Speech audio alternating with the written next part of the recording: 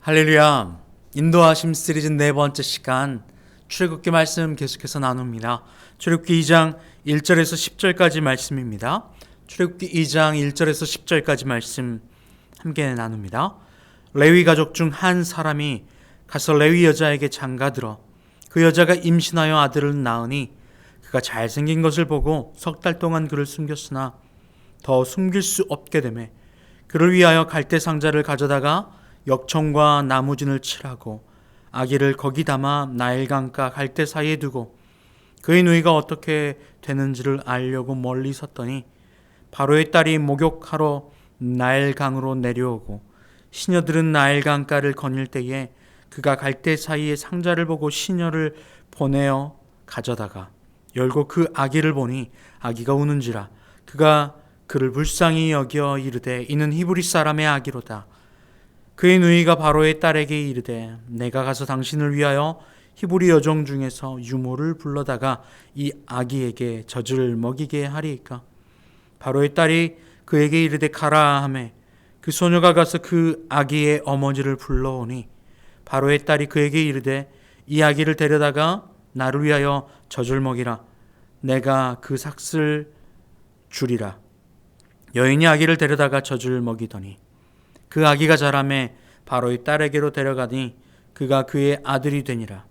그가 그의 이름을 모세라 하여 이르되 이는 내가 그를 물에서 건져내었음이라 하였더라. 아멘. 할렐루야.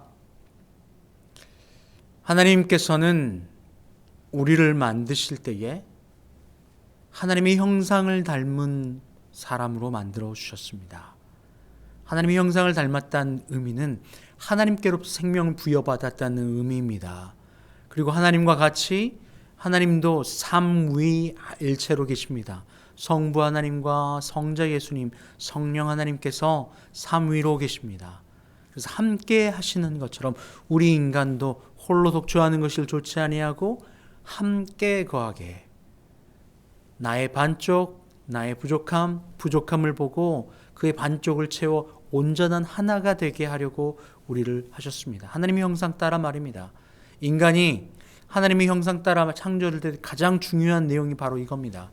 하나님은 자신의 생명, 자기의 영을 우리에게 부어주십니다.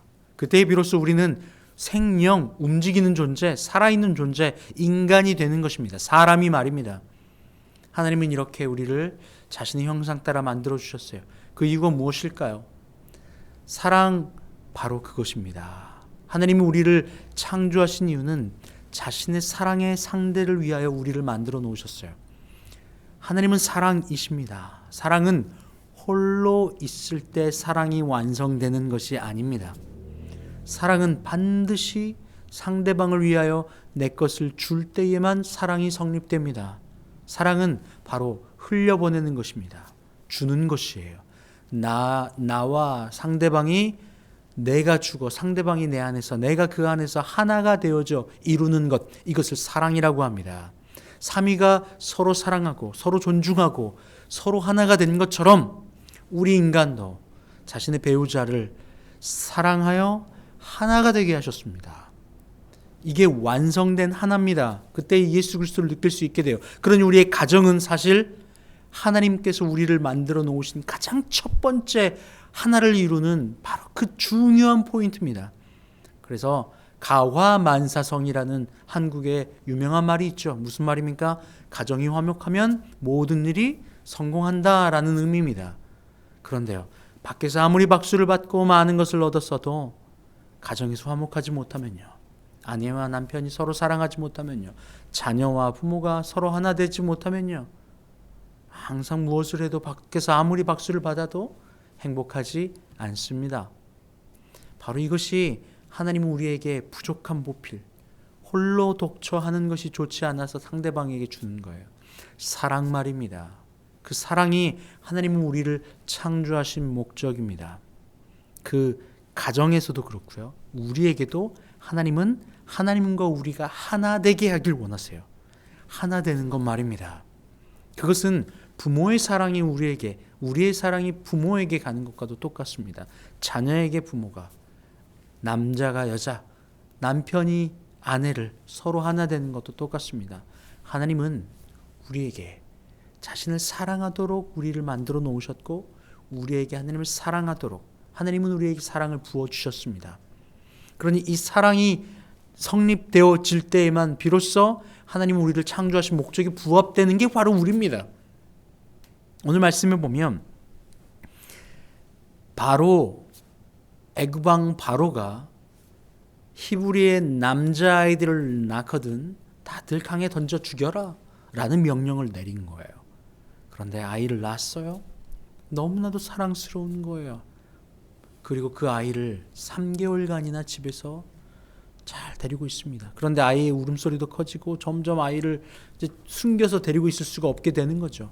그러니 어떻게 합니까? 그러니 구유에 태워 바구리에 태워 강가에 내려놓습니다. 그냥 하지 않아요. 근데 이 구유라고 하는 이 단어가 사실은 노아의 방주와 같은 단어이기도 합니다. 생명을 살리는 거예요. 죽음의 골짜기에서 살려내는 유일한 길이에요. 부모가 생각할 때 말이에요. 거기에 역청도 바르고 물이 방수 역할을 해가지고 아이를 넣습니다. 그리고 강가에 흘려보냅니다. 나일강 말입니다. 나일강에 흘려보냈는데 하필이면 그때 애굽의 공주가 그 강가에 목욕하러 왔다라고 합니다. 근데 여러분 생각해 보십시오. 애굽의 여왕 그의 집에는 목욕할 수 있어요. 그런 공간이 있습니다. 좋은 따뜻하게 데펴진 물이 있습니다. 그런데 애굽은요 대대적으로 그 나일강에 흐르는 그 나일강 물의 신을 섬기고 있었습니다. 하늘신 바알과 물의 신 아세라, 바알과 아세라, 물과 하늘과 땅. 그래서 땅과 하늘이 만날 때만 비로소 풍요를 얻겠다고 생각했어요. 그래서 강의 어머니 바로 거기에 자신의 모든 섬기는 것들이 다 들어가 있습니다. 그래서 애굽 왕 바로도 1년에 몇 번씩 정해진 날에 와서 그 나일 강가에 와서 중요한 행위들을 했어요. 목욕하기도 했고 몸을 담그기도 했고 거기서 빌기도 했어요. 그리고 바로 왕뿐 아니라 그의 공주들도 마찬가지였어요. 역사서에 보면 지금 이 바로 왕에게는 딱 딸, 이 공주 한 명밖에 없었어요. 얼마나 애지중지하며 키웠겠습니까? 1년에 몇 번 되지 않는 나일강에 나와 목욕해야 되는 그 시기에 나온 거예요. 그런데 바구리에서 아이가 울고 있는 거죠. 아이를 봤더니 너무 아름다운 거예요. 너무 이쁜 거예요. 마음이 온 거예요. 그래서 이 공주가 그 흘러가는 바로 그 바구리 안에 들어있는 아이를 보고 아이를 키워야겠다라고 생각한 거죠. 그때 그 아이가 잘 살고 있는지 혹시나 어떻게 되진 않은지 보고 있던 그 아이의 누이가 본 거예요. 그리고 공주에게 바로 달려가죠. 히브리 여인을 내가 데려올 테니까 이 아이를 젖을 먹이게 하자. 출산을 경험해 보신 분은 아실 거지만 출산을 하고 나면 아이를 젖을 먹을 수 있도록 모유가 나오기 시작합니다. 이제 막 모세를 출산했던 모세의 어머니에게 똑같은 증상이 일어나고 있는 거죠. 그런데 공주가 그렇게 하라고 해요. 그러니 그 모세를 다시 너무 안타까운 마음으로 바구리에 실려보냈던 그 어머니에게 모세를 다시 데려가는 거예요. 그 아이를 다시 데려가는 거예요. 그런데 신기한 일이 있습니다. 9절 말씀에 바로의 딸이 그에게 이르되 이 아기를 데려다가 나를 위하여 젖을 먹이라. 내가 그 싹쓸 주리라. 아니 내 아이 죽을 뻔했는데 떠나려 보냈는데 공주가 와서 내 아이에게 젖을 물리고 아이를 위하여 케어하면 유모가 되면 돈까지 주겠대요. 아니 내 아이를 내가 키우는데 돈까지 주겠다는 거야. 얼마나 감사한 일입니까? 이게 인간이 계획하거나 인간이 상상하거나 이러한 드라마를 만들 수 없는 너무나도 놀라운 일이 일어나고 있는 겁니다.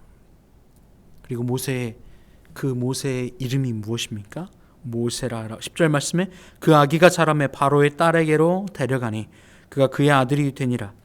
그가 그의 이름을 모세라 하여 이르되 이는 내가 그를 물에서 건져내었음이라 하였더라. 얼마나 절망의 순간이었습니까? 절망의 순간, 죽음의 순간이죠. 물은 죽음입니다. 물에 빠지면 허우적대고 죽는 거예요. 그런데 그 허우적대고 물에 빠져 있는 그곳에 건져내는 겁니다. 바로 이 이름이 모세입니다. 죽을 줄 알았어요. 다 죽이라고 했어요. 그런데 죽을 수밖에 없는 그 아이가 공주의 아들이 되었고 자라나는 동안에 그의 생모에게 젖을 물리게 되었고 그의 어머니에게 그 아이는 유대교식, 바로 하나님을 섬기는, 바로 하나님 유일신을 섬기는 그 하나님 야훼에 대한 이야기를 자꾸만 듣고 자라는 놀라운 아이가 된 거예요. 분명히 모세가 자라는 동안에 어머니는 가르쳤을 거예요. 모세야, 너는 사실은 나의 아이고 너는 히브리 민족이다. 우리는 하나님을 섬기는 민족이야. 야훼 하나님 말이야. 그분이 우리를 이곳까지 인도하셨고 우리의 조상 아브라함에게 말씀하셨던 그 놀라운 축복이 우리 민족에게 이루어질 것이야 라고 이 아이에게 축복하며 기도하고 이야기했을 거예요. 그리고 그 아이는 이제 애굽의 공주, 그의 아들이 된 것입니다. 역전되었죠. 인생은 완전히 역전되었습니다. 염려하고 고통이라고 하는 환경이 다가왔어요. 그런데 그 환경은요, 모세를 죽음으로 몰아가는 그 환경, 모세를 죽이려고 오는 환경이 아니었던 거예요.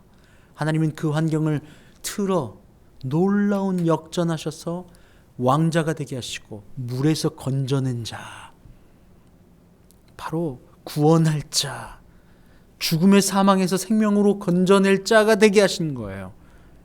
할렐루야. 바로 그것이 놀라운 믿음입니다. 하나님의 역사입니다. 모세에게만 일어나는 일이 아닙니다. 우리 인생도 똑같아요. 하나님은 우리를 만드셨잖아요. 누굴 따라서? 자신의 형상을 따라서. 왜요? 하나님이 사랑하시려고. 모세도 마찬가지였습니다.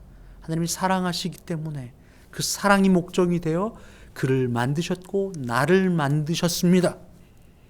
그가 우리를 나일강에서 빠져 죽으라고, 환경의 고통에 빠져 죽으라고 우리를 만들어 놓으신 게 아닙니다. 하나님은 우리를 사랑하시려고, 그 사랑 안에서 나와 하나 되자라고 하시려고 우리를 만들어 놓으신 거예요. 우리의 삶의 모든 걸음이 그렇습니다. 우리가 느끼는 모든 염려와 근심과 고통은 사실 나의 믿음 없음이에요. 염려하고 걱정하고 근심하는 이유는 내가 믿음이 없음 때문이에요, 여러분. 교회를 얼마나 오래 다녔냐, 직분이 뭐냐가 중요한 게 아닙니다. 내 안에 그리스도 예수가 있느냐 없느냐입니다. 모세는 하나님 안에서 하나님을 만나 하나님이 창조한 모습대로 자라나고 있는 겁니다. 죽을 뻔했어요. 물론입니다. 그리고 더 나아가서 나중에 모세의 삶을 보면 죽을 뻔합니다. 말도 안 되는 일을 경험합니다. 그럼에도 하나님은 그 인생을 완전하게 인도하고 계셨음을 우리는 볼 수 있습니다. 요셉도 어떻습니까? 저희가 봤던 요셉 말이에요. 형들에게 그토록 미움을 받고 저주를 받고 죽음을 당하고 미움을 받아도 요셉은 하나님을 향한 그 믿음 때문에 흔들리지 않아요. 바로 이게 믿음입니다. 환경의 문제가 아닙니다, 여러분. 하나님은 우리를 어떠한 환경에서도 우리를 건져내시고 사랑하시려고 우리를 만들어 놓으신 거예요. 이게 우리를 창조하신 목적입니다. 모세를 창조하신 목적도 이와 똑같습니다. 건져내시는 거예요. 우리를 죽음에서 건져내십니다. 어떻게 말입니까? 주님은 우리와 항상 함께 하십니다. 모세에게도 그랬던 것처럼, 이해되지 않는 방법으로 그의 인생을 역전하셨던 것처럼, 이 장면만 봐도 이미 모세는 2번 얻은 생명이에요. 그런데 이것뿐은 아닙니다. 앞으로도 놀라운 일들이 있습니다. 우리 인생도 마찬가지입니다. 우리 인생도 하나님께서 우리를 구원해 주십니다. 사랑해 주십니다. 구원해 가십니다. 그러나 우리가 하나님 안에 들어와 이 사랑을 완성시켜 나가기를 고대하고 기다리고 계시는 거예요. 어떻게 하면 그 사랑을 완성해 나갈 수 있을까요? 우리가 그 안에, 그가 내 안에 예수님을 이 땅에 보내시면서까지도 우리에게 자신의 사랑을 보여주시는 거예요. 마태복음 1장 23절 말씀에 보라, 처녀가 잉태하여 아들을 낳을 것이요 그의 이름을 임마누엘이라 하리라 하셨으니 이를 번역한즉 하나님이 우리와 함께 계시다. 하나님이 우리와 함께 계시다. 예수님을 보내신 이유가 하나님이 우리와 함께 하시는 것을 깨닫지 못하는 인간들에게 내가 너와 계속 함께하고 있어. 내가 너를 사랑해. 사랑하려고 만들었어. 너의 창조의 목적은 내가 너를 사랑해서야. 정말 못 믿겠니? 내가 직접 내 아들을 너에게 보낼게. 그리고 그의 이름을 임마누엘이라 하라. 함께 하신대요. 함께 하고 계신대요. 그거를 증거로 보여주시는 거예요. 할렐루야. 주님과 함께 할 때만 비로소 우리는 모든 염려와 근심에 억눌림에서 자유로울 수 있는 겁니다. 할렐루야. 하나님이 모세의 삶을 완전하게 인도하고 계셨어요. 그래서 그의 삶이 역전되어지는 것처럼 보입니다. 사망에서 생명으로 건져낼 자가 되는 겁니다. 나중에 이 모세를 통하여서 유대 민족은 하나님이 약속하신 그 땅으로 종살이하던 애굽에서 세상의 한복판에서 하나님의 나라로 들어가는 길을 열게 됩니다. 우리도 마찬가지입니다. 에베소서 3장 6절 말씀에 이는 이방인들이 복음으로 말미암아 그리스도 예수 안에서 함께 상속자가 되고 함께 지체가 되고 함께 약속에 참여하는 자가 됨이라. 이방인인 우리, 예수님을 모르는 우리 말이에요. 하나님의 사랑인지조차 몰랐던 우리들에게 어떻게 해요? 복음으로 말미암아 그리스도 예수 안에서, 여러분 그리스도 예수 안에 우리와 영원히 함께 하신다고 하는 그 약속의 말씀이 내가 그리스도 안으로 들어가 그분과 연합되어질 때에 사랑이지요. 그럴 때에만 비로소 함께 상속자가, 함께 지체가, 함께 그 구원의 약속에 참여하는 자가 되는 것입니다. 바로 이게 바로 복음입니다. 완전한 새로운 사람이 되는 것 말입니다. 완전한 새로운 사람. 고린도 후서 5장 17절 말씀에 그런즉 누구든지 그리스도 안에 있으면 새로운 피조물이라 이전 것은 지나갔으니 보라 새 것이 되었도다. 할렐루야. 인간이 막 태어날 때는 동물적인 본능에만 충실합니다. 그런데 이 본능적으로 충실하는 이 그냥 살덩이밖에 없는 이 아이가 인간이라고 하는 남을 생각하고 다른 이하를 위하여 사회의 규범 안에 들어와 온전한 사회의 구성원이 되기 위하여, 인간이 되기 위하여, 이 짐승이 인간이 되기 위하여, 본능 따라 사는 이 동물이 인간이 되기 위해서 뭐가 필요합니까? 바로 부모의 사랑을 받아 누릴 때에, 상대방의 사랑을 내가 받아들일 때에 비로소 이 짐승밖에 아닌 것 같은, 나밖에 모르는 것 같은 그가, 어린아이가 장성하여 인간이 됩니다. 나가 아니라 너를 위할 수도 있고 상대를 위할 수도 있습니다. 여기까지 자라나는 게 첫 번째 단계예요. 인간도 자라나려면 부모로부터 가르침과 사랑의 가르침을 받는 겁니다. 환경으로부터 사랑의 가르침을 받는 겁니다. 그때에 비로소 인간이 됩니다. 그 인간은요, 하나님께 사랑을 받을 때에만 비로소 우리는 하나님의 자녀가 되는 겁니다. 할렐루야. 하나님의 사랑을 받아 누릴 때에, 예수 그리스도의 사랑을 받아 누릴 때에만 비로소 우리는 하나님께 속한 자, 하나님의 아들, 하나님의 자녀가 되는 겁니다. 구원을 약속받은 자, 영생을 약속받은 자가 되는 겁니다. 바로 이 단계를 거치는 거예요. 사울과 다윗. 사울은 다윗을 미워합니다. 그는 상대방을 사랑으로 받아들이기보다 상대방을 내가 물리쳐야 될 존재로 받아들입니다. 다윗은 만만이요 사울은 천천히라 말하는 백성들의 말 앞에 시기하고 질투하여 그 미움이 들어와 다윗을 평생 죽이려고 그의 모든 삶을 다 썼습니다. 환경이 사람의 그 안에 들어올 때에 비로소 내 욕망과 내 원을 쫓아 그의 평생을 다 내어 던져버린 거예요. 절망한 인간이죠. 절망한 인생이죠. 완성되지 못한 인생이죠. 바울은 어떻습니까? 바울과 실라가 감옥 안에 갇혔을 때에 그들은 찬양을 합니다. 사도행전 16장 25절 말씀에 한밤중에 바울과 실라가 기도하고 하나님을 찬송하며 죄수들이 듣더라. 26절 이에 갑자기 큰 지진이 나서 옥터가 움직이고 문이 곧 다 열리며 모든 사람의 매인 것이 다 벗어진지라. 감옥이라고 하는 환경 가운데 있어도요, 죽음이라고 하는 환경 가운데 있어도요, 나일강이라고 하는 그 죽음의 한복판에 떠내려가고 있어도요, 그 시간에 찬양하면요, 하나님을 경배하면요, 환경에 눈을 고정하는 것이 아니라 하나님을 찬양하면요, 하나님을 고백하면요, 하나님을 부르짖으면요, 감옥도 흔들립니다. 환경도 문제가 안 됩니다. 할렐루야. 빌립보서 말씀은 감옥 안에 갇혀있던 바울이 고백하는 거예요. 기뻐하라. 기뻐하라. 항상 기뻐하라. 쉬지 말고 기도하라. 범사에 감사하자. 할렐루야. 그렇게 될 수 있었던 이유가 무엇입니까?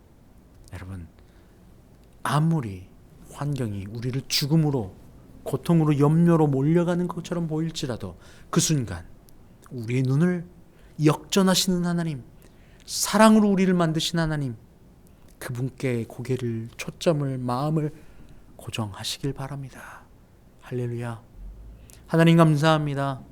주님은 죽음의 구렁텅이에서 놀라운 역전하시는 걸 봅니다. 우리를 사망의 음침한 골짜기에서 생명으로, 구원으로 인도하신 줄 믿습니다. 하나님, 어떠한 환경 가운데서도 우리의 눈과 생각이 예수 그리스도와 나를 사랑하신 하나님 앞에 고정하게 하여 주시고 사랑으로 안에서 하나 되게 하여 주시옵소서. 감사하며 예수님의 이름으로 기도합니다. 아멘. 이제는 우리 주님 예수 그리스도의 은혜와 아버지 하나님의 크신 사랑하심과 성령의 교통하심이 이 시간 역전하시는 하나님, 환경에 눈을 두지 않고 역전하시는 하나님께 마음과 생각과 기도를, 마음을 두며 살아가기를 원하는 주님의 모든 백성들 위해 이제부터 영원토록 함께하옵시기를 간절히 축원하옵나이다. 아멘.